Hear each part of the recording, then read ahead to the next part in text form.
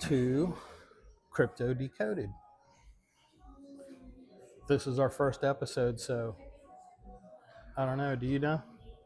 Spread my knowledge and wealth about what I know. So we've had a lot of friends, coworkers asking us about crypto, and we thought we would do a little podcast about it. So here we go. Start with XRP, or should we start with blockchain technology and just Well, introducing what blockchain actually is so that people understand the concept of XRP?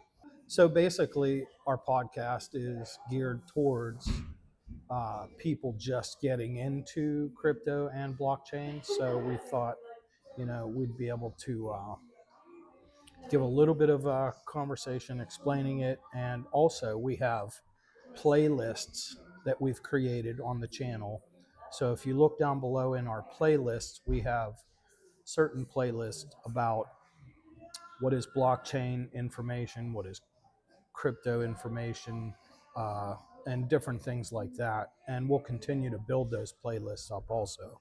But just enough so that people who don't understand blockchain technology can kind of get a rough idea of what blockchain really is.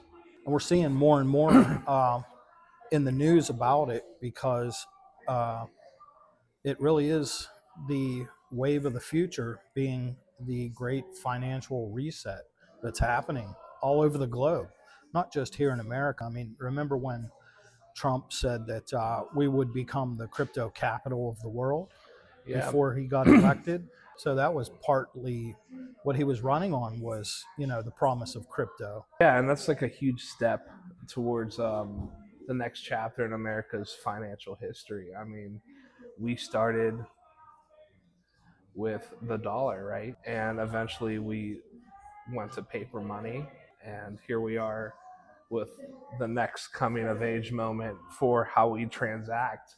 And it's gonna do for money what the internet did for information. I think that probably is why they call it the internet of value too. It's pretty interesting because they say that these global financial systems last around 80 years. So we had the gold back system that lasted about 80 years. So the gold, and then so we went from the gold back system, then we Nixon went to took something us called off. the petrodollar, Right. And that was in this. Well, we went off the gold standards in the early 70s, and then the petrodollar came after the fact. So the dollars were actually backed by oil, right? Well, the petrodollar was based on America making the deal with Saudi Arabia that they would only trade their oil in US dollars. Yes, and that gave us, and that was only value. for 50 years, that deal. And that deal ended. See, before we talk about crypto, we also have to ask ourselves, like, what is money? Because a lot of people today are under the misconception that we're still on the gold standard, even though me and you know that's not true. So when they hear crypto, they're like, oh, magic internet money. Like, how did this come to be? Well, this is a this is a process and an evolution of money and how we transact, how fast we can transact, who we can transact with, because really we were at the limitations of the banks for a very long time. So now that crypto is on the scene, things like Bitcoin, like, that started this journey, have really changed the way people transact on a fundamental level, because you have now common people being able to move millions of dollars, and like, you've been able to move money around constantly, like $1 million here, a little bit of transactional fees, but nothing compared to the banks, right? So I think it's also important to point out that really it all started with Bitcoin. Bitcoin was a way that the idea was people could move money amongst each other's decentralized, away from control of the banks or state or government, right? Yeah. Bitcoin kind of gained its popularity on something called, I believe it's the Silk Road. And what that was a dark web company that sold drugs and other illicit means But that's not where Bitcoin was founded. I would almost say turned into the mainstream is because a lot of these transactions were done with Bitcoin. However, Bitcoin in and of itself wasn't created like that. Bitcoin was created by somebody called uh, Satoshi Nakamoto, and nobody knows who he is, and that's a long story in and of itself. But the important part is he wanted to figure out a way that would bypass the banks to transact value amongst peers without the need for a second party or a third party, right? So enter Bitcoin, which was an idea that some say started in the early 90s, but really became out in the open with the Silk Road, and then eventually, when that got found out, um, other companies picked it up. The Winklevoss twins, who originally started Facebook, are big into Bitcoin still to this day. Um, yeah, it's amazing how big uh, big money has gotten into crypto up to this point. But I think it's important also to point out how all of these other cryptos came from that basic idea of what Bitcoin had created. The blockchain and the coin are two different things. So, just to fill you in too, Ben is more of the Wikipedia type of investor, and I'm more of the conspiracy theorist type of investor. We found each other basically through talking about crypto, and you actually sparked my interest in the XRP coin itself. And then when I started digging into it, I really got fixed on it because I have more faith in the coin because of the company Ripple that is behind it versus any other coin that's out there. And I was really amazed to find out that some of the Stefan Thomas and David Schwartz, these are two coding guys who worked on the Bitcoin blockchain and then ended up transitioning over to the company that became Ripple. And I think that's important to know because of the fact that they were able to take the original one, in my opinion. They took the original one, they fixed all of the problems and the kinks and made it into a bigger, better idea. Yeah, I mean, the topic is XRP, but it's funny how you can't really talk about XRP or educate people without first going into what crypto is, and Bitcoin always comes up because it was the first. However, when Bitcoin was made, not that it was short sighted, but I don't know if Satoshi knew the implication of what he had built. When Bitcoin kind of laid that foundation down, it led other companies like, hey, we could do this better, and very easily found the imperfections in Bitcoin and came up with all these other coins, right? So basically all Bitcoin is, if we want to get down to the facts here, is a public ledger. Just think of like a receipt you get at Walmart, and it has an itemized list of like everything you bought. Same thing with a public ledger or like the Bitcoin ledger, right? All it is a list of transactions that are on a block, right? So it's every transaction where Bitcoin is exchanged. For instance, if I had one Bitcoin and I gave it to Nikki, now that is recorded on the block, right? That transaction is now forever, not just like a receipt you can throw away. It doesn't get thrown away. It is now forever on the blockchain. So think about it at scale when you have a whole bunch of people doing it, and now you have blocks and blocks. And how these blocks are mined is that people go in to the Bitcoin blockchain and they solve the equation. Satoshi set this up in a way that in order to mine a block to validate it, like a banker would validate a ledger or like a company would validate a receipt, they go in and make sure the transactions are legit and there's no double spending. And the way that this does this is it's picked by whoever can solve the equation first. So when that happens, it's whoever has the most computing power, whoever gets to it. They solve this equation that is very simple. Maybe you think of it like 2 times 2. And then the more blocks are mined, the more complicated the equation gets. And that's why you went from people being able to do it to now you need all these GPUs in your computer to solve it, because the equation is probably the size of a small book. Have you seen Eric Trump's Bitcoin mining operation? But it's huge, huge. It's like a giant pole building, and they have just all of these rows and rows of CPU units just mining. I mean, it blows your mind to see how big it is. One of the advantages that XRP has is that they're considering it green, eco-friendly, right?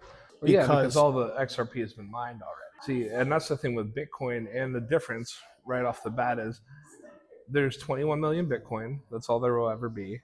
However, the process of mining, validating these ledgers, these blocks chain, these chain of blocks of these ledgers, all of Bitcoin isn't mined yet. And it's complicated to mine blocks even now, right? So I think all of Bitcoin will be mined in like 2177 or something like that, because of how complex these equations really are. So you can't even access the full entirety of Bitcoin yet. I think there's only 19.8, something like that. It's been a while since I checked it. 19.8 million Bitcoin out there. So the rest of the Bitcoin is yet to be mined, because there's a limitation on how much Bitcoin you can mine per day. Right now, the cap is somewhere around 400 for every block. So every receipt that's mined, the reward is somewhere around 3.5 Bitcoin. And then when the halving happens, so it's designed every 4 years. What is the halving? So Satoshi designed Bitcoin in a way that it is every 4 years or every so many blocks. And whenever that last block is mined, Bitcoin reduces the rewards that you get for mining a block of Bitcoin. So at first, I think it was an obscene amount. And then it went from like 12 to 6 to, So it gets that's cut how it got every cut. time. I'd actually have to double check, but it's somewhere around those numbers. So every time it gets halved, it's going to take longer to unlock the rest of those Bitcoins. And this solves for like getting too much too fast and kind of not giving Bitcoin that value, so to speak. So Satoshi designed Bitcoin to be scarce. So yeah, there's a lot of Bitcoin. 19 million seems like a real big number, but it's not. It really isn't. And that's why you see a very high value for Bitcoin right now, where right now we're sitting at $92,000. We were at like 125. I'd like to point out too, if you look at the banner for our channel, the banner at the top, it has a snapshot of when a Harvard professor said in 2018, mind you, a Harvard economic professor said Bitcoin in 10 years will more likely be at $100 than $100,000. And that was a Harvard economist. I mean, you're going from me giving you a dollar bill to right now, like if we asked for all that money, if we all hit the banks at the same time, there's not enough dollars and $20 bills, even $100 bills to account for all the money that we have, all the debt that we have. So we're already kind of there now in a digital way where money is mostly numbers on a screen. So what's the difference, right, between crypto and money now? You look at credit cards, debit cards, you go shopping and you use your debit card. That's an electronic transfer of money. So it's just, in my opinion, an update of electronic transfer. However, citizens are really afraid of CBDC because with CBDC, centralized banking money, they can freeze you, they can freeze your accounts, they can it would lead to future control of being able to say what you can spend your money on, if you can spend it at all. And people didn't want to give up that freedom of, control of their funds. So they've been against CBDC. However, we've seen conversations in other countries like Europe moving towards a centralized banking um, digital currency. And Trump, when he was running, he was adamant against CBDC, and in the same breath, he was saying we'll become the crypto capital of the world.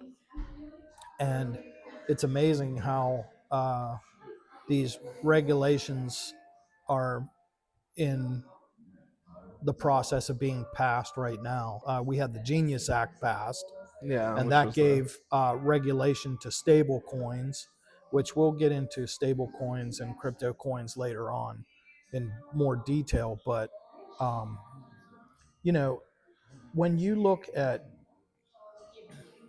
how big it's really become, when BlackRock put their Bitcoin ETF on the stock market, it was the most profiting ETF on the stock market to date.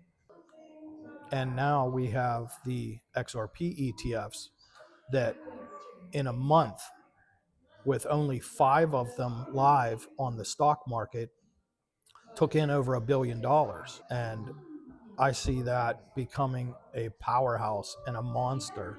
That just shows you that the power that, you know, um, the influence that it has, but also the money willing to come into that space. well, $1 billion is, in the grand scheme of things, not that much. However, it does show that there's more than just talk. Like, it's not like it's a few hundred or a few $1 million. This is a lot of people starting to, who are educated, are starting to realize like the future of where money is going and the value that XRP has.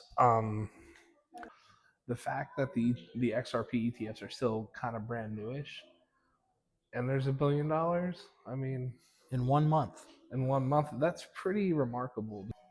Where that was We're at. actually, from my latest research, I've been seeing that there's more outflows from the Bitcoin ETFs, and at the same time, there's more inflows into the XRP ETFs. Now, is that big money moving from Bitcoin to XRP? That is very interesting. That would lead me to believe that XRP is now more than just talk. I think after the FCC, when people are starting to really believe in the technology, not that it's been there, we could go into the history of XRP. There's so much to go on for XRP, but like, to see that money's moving in it means that people are now have the confidence to start like putting their money where their mouth is, right? Instead of just, well, Bitcoin's the only game in town, which it's not. It's actually, out of all the crypto that is out now, Bitcoin is actually the most low tech, even with the Lightning Network, which nobody uses, but it is a thing. The Lightning Network is what the Bitcoin uses to move around on the Quicker, yes, on the because internet. Bitcoin, it's not a liquid asset like some stocks are like money, right? It's not as liquid. Unfortunately, one of the side effects of Bitcoin being not liquid is it's slow when you're moving a lot of money. So the Lightning Network was implemented to kind of fix that, and not too many civilians use the Lightning Network. It is used, but not at scale. So while it is there, it's not anything to write home about. And we keep hearing that Bitcoin is a storage of value, right? You see countries. Yeah, Bitcoin's functioning more or less like a commodity like gold than a function of like actual money transactional. Like, you don't go Utility use, yes, use case. yeah, you don't go to your grocery store, take a block of gold with you, and then shave it off, right? Just like with Bitcoin, yeah, you can go to a store and spend it. Yeah, your transaction will go through. It's not as liquid. It's not agile. And there are cryptos, even besides XRP, that move a lot faster and better than and Bitcoin. cheaper. Let's not forget the gas fees for Bitcoin. Bitcoin runs on the Lightning Network, and that ledger is the Bitcoin Ledger. Bitcoin ledger. Yeah. And XRP coin runs on the XRP ledger. Yes. Two different ledgers. And one thing that I find interesting is that when Ripple was designing the future of the XRP ledger, they had in mind global money moving around, cross-border payments, to be able to send money from Europe to America and vice versa, and other countries. So in that spirit of being able to do that, how, let's say you want to send American dollars or send a payment to, let's say, Germany. The person receiving it over in Germany, they may not want American dollar. They may want their own. Correct. The transaction would go something like, I have 1 Bitcoin, I send it to you. This probably takes about a couple minutes because you got to locate the Bitcoin. It's a slower ledger, right? So when you receive your Bitcoin, most crypto is transacted in American dollars. It's what it's valued in. However, I'm sure like Coinbase Germany or whoever you're using takes that into account and then switches your currency, so the US dollar, to whatever currency you're transacting, which takes time. All right, this all takes time away from your transaction, whereas XRP does this very relatively instant, probably about 2 to 3 seconds, and it's like nothing ever happened. Bitcoin takes a lot more time. Yes, you can still transact value from one person to another, but it's not as fast. And Bitcoin's not the enemy. However, if we want to talk about global scale, Bitcoin at scale just simply won't do. If I was a bank and I needed to move $4 trillion, which is roughly about what a bank moves, I'm not talking about like PNC, I'm talking about your larger banks. If I wanted to move that money, well, Bitcoin simply isn't worth that much. There's not enough Bitcoin for me to move that. And even moving that money, let's say I had enough Bitcoin, it would take hours to move that, hours, days actually, because there's not enough Bitcoin. So then the Bitcoin would have to be located, the price would go up, it would just get messy. You know what I mean? XRP, well, XRP is designed to move money. So the XRP value can kind of fluctuate there, right? XRP is a lot more versatile than Bitcoin. So if I had $4 trillion and I needed to move $4 trillion, well, XRP can temporarily kind of peak its price out. That's why you see, if you've ever looked at an XRP chart, or maybe not you guys, but Nikki, if you've ever seen it, sometimes you'll see like weird glitches. There's people moving money or testing the ledger. That's what happens. That's what you're looking at. You're looking at a $30,000 XRP to move this money, and it happens instantly. Well, who was it? Arthur Brito, when they designed the structure of it in order to scale moving that much money in the future, they designed each coin to be valued at $10,000 each, so that it would take less coins to move bigger amounts of money. And that was the banks, original design. This is a lucrative business model because not only are you cutting out the middleman for us, but for banks, this is an institutional thing. Really, we've only kept the conversation more or less about Bitcoin to help you understand like the baseline of it. XRP, while similar to Bitcoin, and only that it is a public ledger, like we explained the blockchain, XRP has utility behind it instead of just having a public ledger, right? It's a big pet rock that's designed in a way that we kind of give it value. Inherently speaking, Bitcoin is just code, so is XRP. But Bitcoin just kind of sits there. It doesn't flow. It doesn't really do too much of anything. And I think that's going back to people holding it in treasuries and countries building these reserves, these Bitcoin reserves. It's a storage of value. It's a place to park money and let it sit there because it is worth so much. Whereas a coin like XRP is geared for utility. It's geared and designed to use in a different way in global finance. Right. And so we would value that gold. And instead of moving the gold every time, because that would be too laborious, we would say we have X amount of gold, we leverage this to that and then paying back debt, but not with actual gold, with actual cash. Meanwhile, the gold doesn't move. And like Bitcoin would end up turning into something like that, right? So Bitcoin would just like sit there and really not do too much of anything. It would be a leveraged asset, just like anything else, like stocks, bonds, houses you can leverage, but like it's not really doing too much of anything. The reason this is so important to me is because we see, okay, the Marshall Islands, it's off of the coast of Australia, and they just transitioned to universal basic income.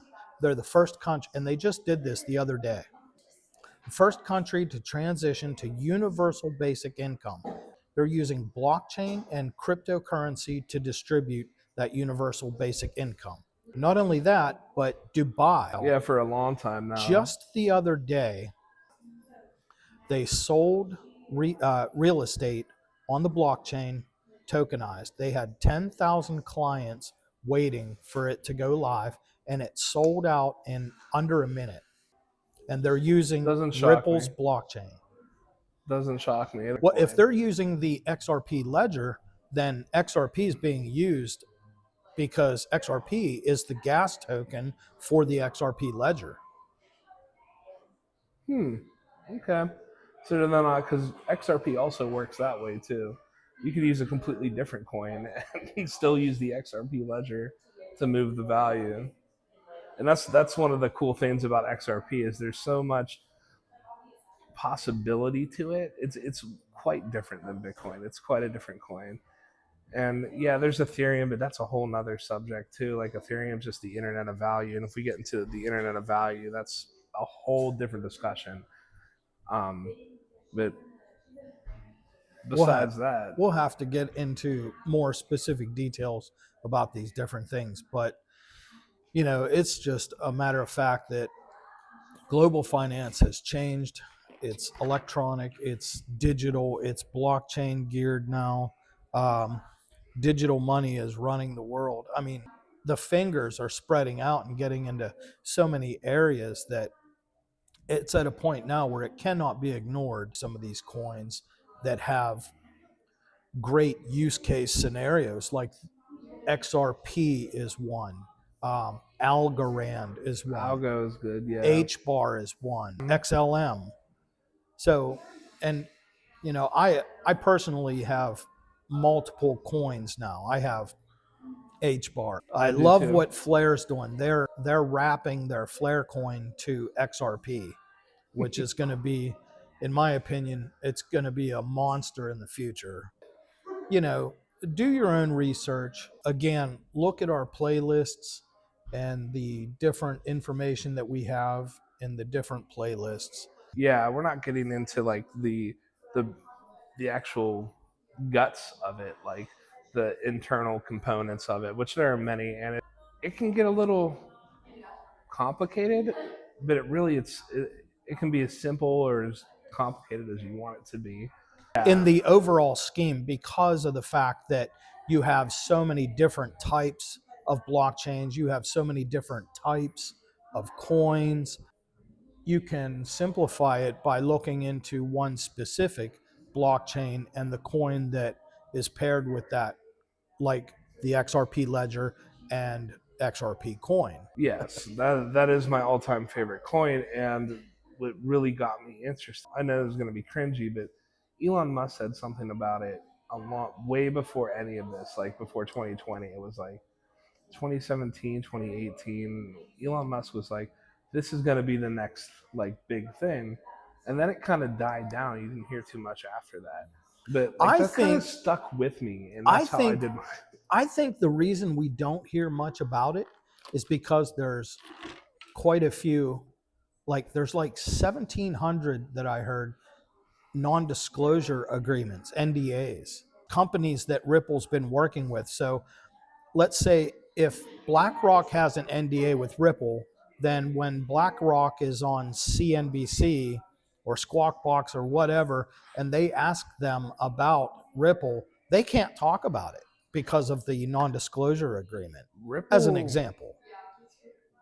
there have been other banks like PNC. You know PNC has a non-disclosure agreement with Ripple? I did not know that. Go look it up. Bank of America's been working with Ripple for years. Before the lawsuit, they were working with Yes, Ripple. they have. Yeah, PNC comes up. There's some really big names that we're not sure. We could speculate, like Amazon. That's speculation, but I think that follows more in the fact than speculation now. Amazon, and it's more than just these few companies, and we will see in time. I think the reason that they have these non-disclosure agreements to begin with is the competitive edge, right? And when they sign these, if I'm Amazon and I'm using Ripple, right, and my competitors are wondering how I'm moving money so fast, they're gonna want to get in on the action. We should use Ripple too. So it's not like a secrecy in, like they want to hide it from you. It's a secret for like a competitive edge in the market of ideas and everything, actually. Everything. And the reason that I like XRP more than any other coin, and as I mentioned, I do have other coins, but the company behind the coin, again, is Ripple. The company Ripple has been out there working deals with major institutions and banks around the globe for years. Wow. They also have purchased other companies that have a lot to do with finance. And when you see a roundtable meeting at the White House, the company Ripple is included in that. Yeah, Brad Garlinghouse has been on many occasions seen with Donald Trump. I've seen Brad Garlinghouse pop up in places like he's been on CNN. Like Ripple's obviously a thing. And Brad Garlinghouse is the CEO of Ripple. Yes, Brad Garlinghouse is the CEO of Ripple. He used to work. He kind of laid dormant until David Schwartz, Chris Larson. Chris Larson, and Stefan Thomas. When you look at all of the employees that worked at Ripple and have moved on to bigger and better projects. Yeah, but their fingers get into the IMF. Their fingers get into the IBS. Yes. They get into the BRICS nations. It's amazing. Ripple has offices in San Francisco, Ireland, Dubai, Singapore. I'm missing some because there's so many. So it's not like it's just like this fly-by-night crypto scam.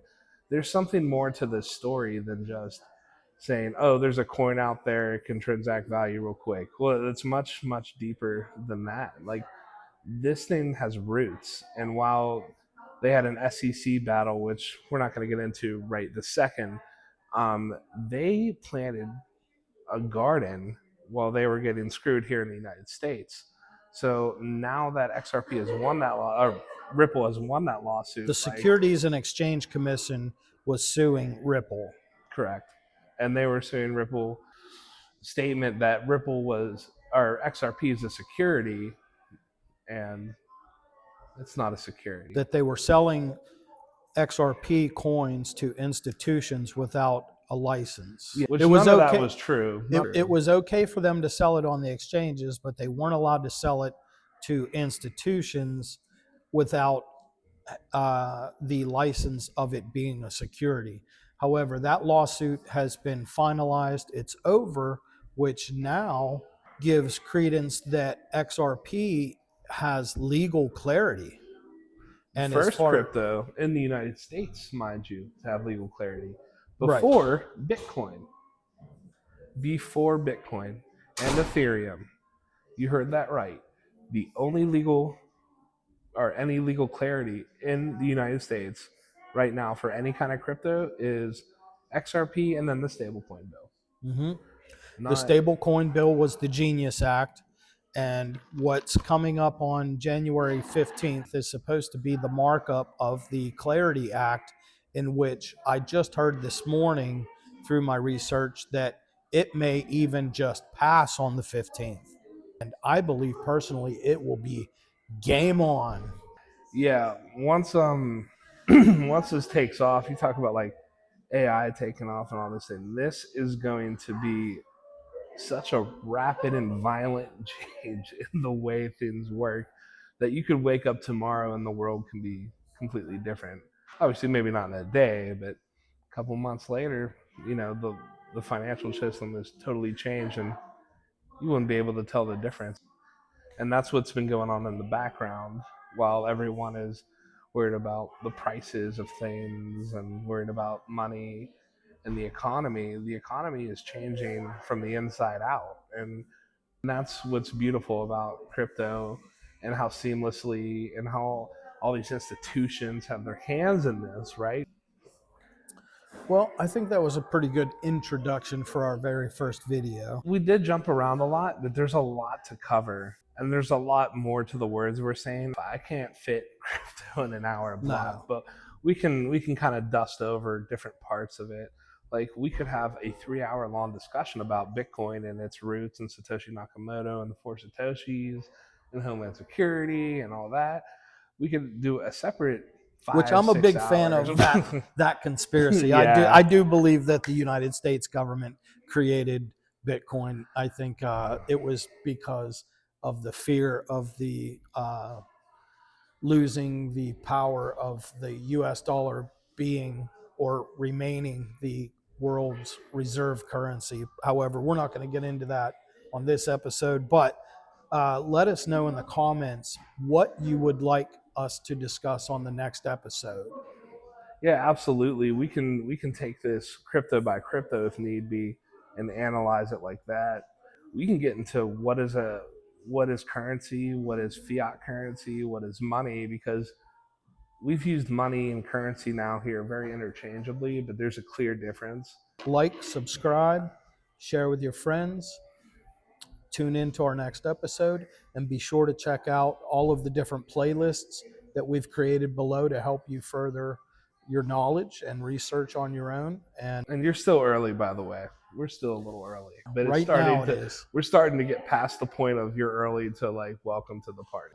All right. Thanks All for right. joining.